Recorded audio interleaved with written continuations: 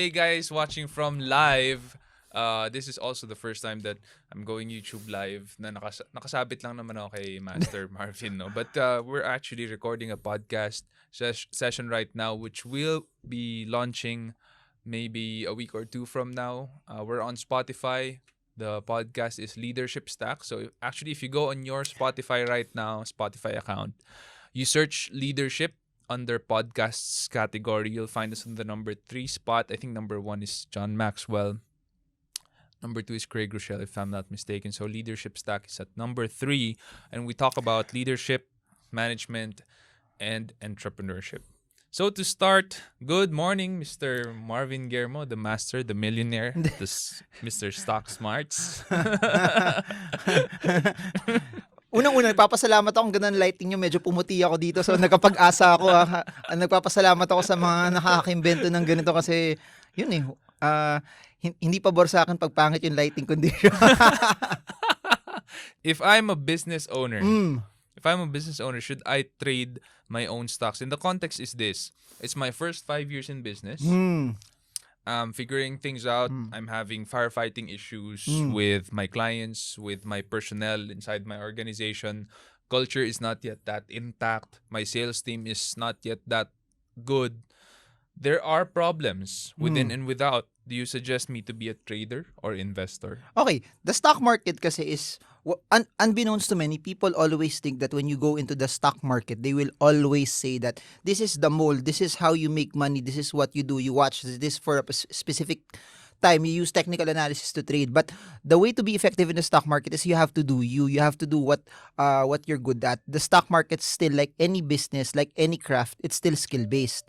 So meaning, if at that point in time in your business, you cannot watch it every day, or you cannot have the time to actually do the due diligence and study and analyze your stocks at this point in time, baka it might be better to be more passive. It might be better to buy stocks with high dividends. It might be better to buy stocks that are cheap. But it depends on the level of studying that they do. Meaning, if nag-aral sila, tapos nakita nila, kailangan ko lang pala bantayan to every day for 5 minutes, or I only need to spend once a week every weekend to check if the stock is still good. Kasi especially if you're an investor, it does not take the fundamentals of the company does not change in a weekly basis. It does not change in a monthly basis. So it depends on who they are, it depends on what their style is, and it depends on how often. You can define that kasi. So if dividend investor ka lang, you are after the dividends. As long as the dividends are there, baka hindi mo kailangan bantayan every day. Baka every 6 months mo lang kailangan tignan kasi hindi naman mag-change yun basta-basta. As long as you know na dividend investor ako, as long as they give the dividends, and as alam ko nag-grow yung company, I will have additional earnings year on year still. So, they can treat it like may business ako, tratratuhin ko yung stock market na para kung time deposit. Something like that. It will be like my time deposit that kung binalikan ko siya later on, may potential siya na totoo yun na mas mababa siya. May potential pa rin siya na mas mataas siya. Pero, here's the thing. If they have other business sources and they will not touch the money on year number 2, as long as the company is good, for sure on year number 13, 15, 18, it will be much, much better than what it was nung nag-start sila, provided the fundamentals are good. Follow-up question on that. You mentioned dividend investor 6 months. I think for a lot of business owners who are in that same scenario, and we have a lot of entrepreneurs, we have a lot of startups, especially here in the Philippines, the past 5 years, we've born a lot of startups in the country, in the metro. Because of you. No, Sobrang inspiring because of these founders, they're risk takers, they're the backbone of our economy, small to medium business owners. Now, the question is, 6 months dividends sounds really good. What are some of the companies top of mind that provide that much, provide a good return on dividends without having to worry about them for that long a time? Okay, before that pala,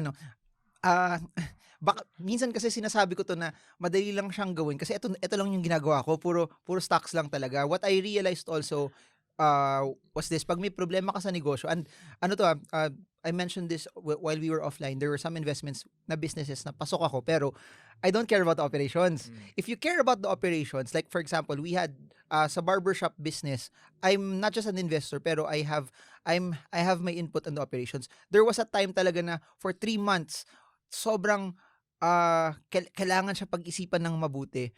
And yung mental strain nun, parang pagdating mo sa bahay, parang titingnan ko ba yung stocks o ganun. And baka ganun yung inisip ng mga ibang business owner. It may take just a few minutes, pero your focus is not there. So, I get what you're trying to say in that regard. So, to answer your question about dividends, syempre, they would still need to study the companies that they would look at. Pero, the simplest way for them to spot the dividend companies is they just have to find consistency. Meaning, 5 years ago, nagbigay ba siya ng dividend? The year after that, nagbigay ba siya? The year after that, nagbigay ba siya? The year after that, nagbigay ba siya? If the dividends is consistent, that's a good sign already. Not just that. If the dividends is consistent and increasing, that's even better. Kasi meaning, may kita sila, pero hindi lang sila nag-grow, hindi lang sila nag-expand. May sobra silang kita na bumabalik sa company, and in the same way, they can bring back more. So, there's so many parameters that they can look at, no? Kasi sa stock market, when you do dividend investing, may tinatawag na dividend yield. It's the proportion of the price that you buy the stock versus yung pinaka-dividend na makukuha mo.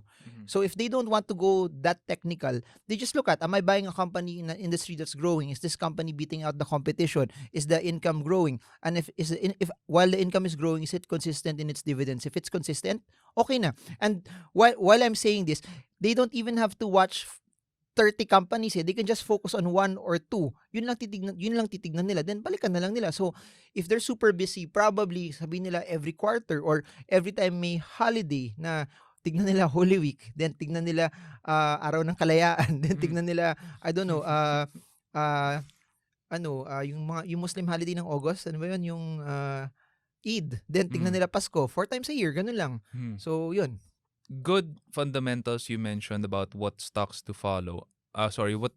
Why you follow these kinds of stocks na dapat consistent yung dividends. But just a quick takeaway for some of our listeners. What are some of those companies? Okay, number one, I've been saying this over and over. I like Globe. Kasi Globe, consistent yun, 91 pesos per share for the past few years. Tapos yung stock price nagbibigay pa ng appreciation. The reason why I also say look for companies that are growing, kasi yung mga, kunyari, you bought certain stocks like Ayala Land and Jollibee and SM Prime, mababa sila magbigay ng dividends. Pero, for example, you bought Jollibee a decade ago at 50 pesos, at 35 pesos, yung dividend niya in proportion to the price that you bought it. Now that it's 200 pesos na, the dividend has also gone up. So, para siyang, the way they should look at it is basically this. Kung binili nila ngayon yung stock na yun, kahit mababa yung dividends na yun, like the three that I said, mababa yun. But if they look at it from a 10-year horizon, para siyang condominium na every year nagtataas sila ng upa. Yung rental income mo, yun yung dividends mo. If they want naman to earn from dividends this year, the ones that have been good historically, SPC, which is a power company, GMA7, which has been consistent, pero I just like to err on the side of caution sa GMA7 because I don't know if that will still be consistent 5 years from now, kasi everything is shifting towards podcast, towards YouTube, and people are getting a slice of the pie of their earnings also. So it's high historically, but I don't know if that's the case 3, 4, 5 years from now. One bet that they can have is yung mga energy companies. Meralco is historically much better than time deposits, much better than bonds still. Or kung sobrang busy sila, they just buy the preferred shares. There was 120, and then I only got, I think, one preferred share last year. It was the Phoenix preferred share. It was 7+%. So it's still better than bonds, it's still better than time deposits, and it's still better than other rates of return as well. Pero I've been posting about this regularly ngayon na if they just want something that's very, very fixed, tapos very zero risk, tapos higher amounts of return than some stocks na Pag-ibig MP2. It's not talked about as much, pero kahit ako hindi ko siya pinapansin before kasi kala ko yung Pag-ibig MP2, kala ko may cap. Meaning, di ka pwede maglagay ng malaki. Yun, limitless. You can put as much as you can. Okay. Alam mo gano'n siya kaganda? There was a year nagbigay sila 8.4% na dividends. So, yung when you give your money... Is it a stock? No. It's a program by Pag-ibig.